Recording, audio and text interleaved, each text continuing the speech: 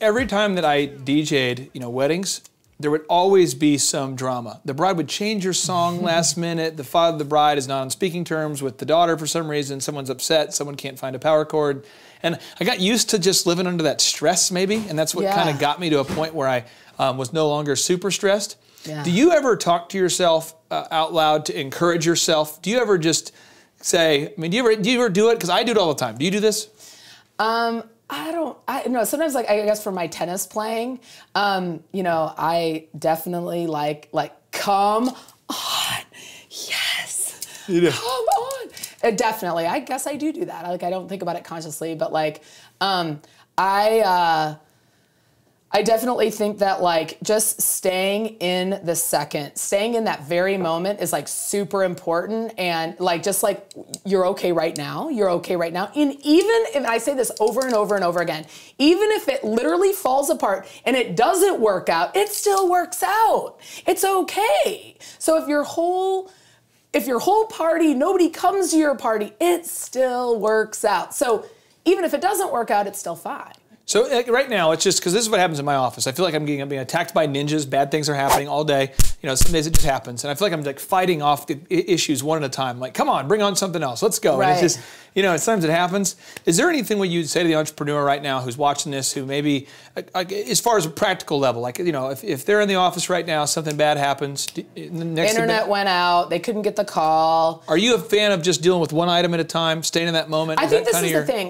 When I'm conveying, I think this is a really big tip, because those things are happening all the time. And I used to, I lost my phone, I can't get on the phone with the person, I've missed a call or something like that. I will never, ever, ever apologize. I'm not going to tell them about my drama. I'm always going to be positive and put a spin. I'm never going to say, I'm sorry. I'm just going to say, hey, can you make it tomorrow? I'm really excited about that.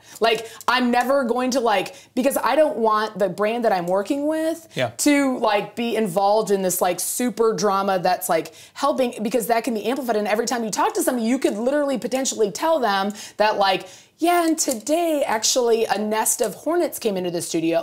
You know what I mean? And potentially we saw a snake and we had to do it. You can turn a nest of hornets. Actually, rare. I never tell them, even if I'm sitting there my entire basement's flooded and I'm sitting up to my knees in water, I'm still on the phone, and I'm I don't say a word. Things are great. Everything is amazing right now. I'm talking to you, and things are great. Okay, well, here's what I'm going to deal with now. A lot of people say, okay, Rachel, I've Googled you, I've looked up stuff about you, I've seen all these successes, I just saw you in the Wall Street Journal.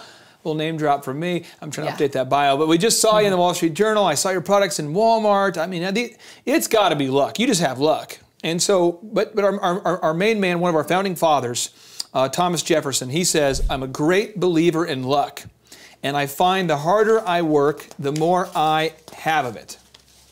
How have you been able to create your own luck in your career by just working hard? Because I've seen you, I hear of you doing it, but can you explain to the Thrivers how you've kind of created your own luck just by working hard? Well, working hard, and I think that my husband would say we don't believe in luck, but I would say I think it's kind of awesome, but. Thinking about how creating your own luck, I think that's a great question.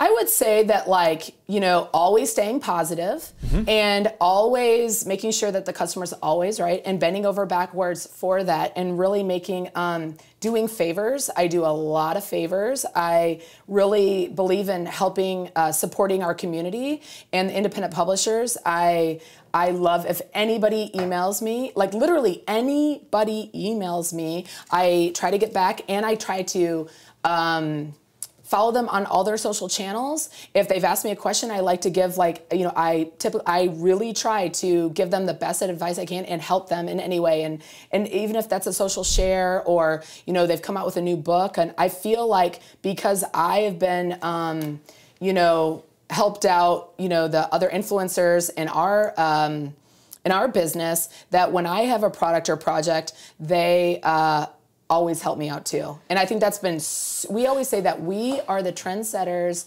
that the influencers share. And I think that's because of those relationships and really, really loving everybody in my community and knowing that, you know what, you know, the other influencers and publishers in indie publishing, that they, that we're all working together. I mean, there's always enough to go around. So I feel like it's better. And you know what? I believe if I don't get it and I've introduced you to 5 people and I just literally gave my job to somebody else, then I should be doing something else. I wasn't the best person for the job. So I will 100% make recommendations. And sometimes I have, in the past, not gotten the work and it went to somebody else that I made the introduction. And that's like completely fine with me. But you know what? The next time, that person that got that job or that recommendation, they will always think of me. Boom. Right.